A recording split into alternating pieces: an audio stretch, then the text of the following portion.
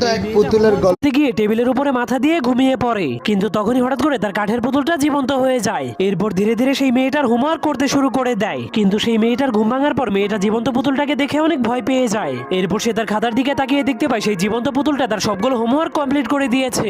যা দেখার পর মেয়েটা অনেক খুশি হয়ে পুতুলটাকে নিজের কলমটা উপহার দিয়ে দেয়। এরপর সে হোমওয়ার্কের খাতাটাকে নিয়ে স্কুলে চলে যায়, কিন্তু মেয়েটা স্কুল থেকে ফিরে আসার পর কাঠের পুতুলটাকে বলে, তোমার করা হোমওয়ার্কে আমি সব থেকে বেশি নাম্বার পেয়েছি। এজন্য মেয়েটা অনেক খুশি হয়ে কাঠের পুতুলটাকে বলে, তুমি আজকেও আমার সবগুলো হোমওয়ার্ক কমপ্লিট করে দাও। এটা বলে সে ভিডিও গেম খেলার জন্য চলে যায়, কিন্তু সেই কাঠের পুতুলটা যত বেশি হোমওয়ার্ক করছিল সে তত বেশি বড় হচ্ছিল। কিন্তু সেই মেয়েটা এসব বিষয়ে কিছুই জানতো না, কারণ সে সারাদিন আরাম করে শুয়ে শুয়ে গেম খেলতো। এর পরের দিন সকালে সেই কাঠের পুতুলটা মেয়েটাকে ঘুম থেকে জাগালে মেয়েটা অনেক অবাক হয়ে যায়, কারণ সেই ছোট্ট কাঠের পুতুলটা তার মতোই বড় হয়ে গিয়েছিল।